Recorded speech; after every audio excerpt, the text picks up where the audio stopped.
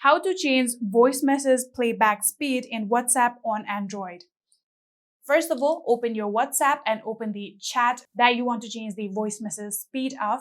For example, I have this particular chat, and in here you can see this is the voice message that I have sent.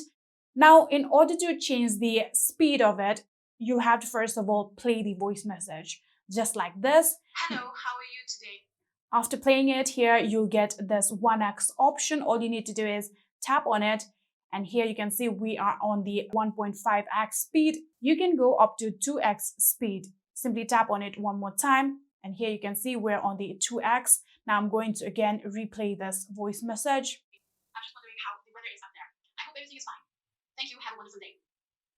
And just like this, you'll be able to change your voice message playback speed in WhatsApp on your Android. I hope this video was helpful to you guys. If it was, please do not forget to hit that subscribe button and like our video. Thank you so much for watching. See you in the next.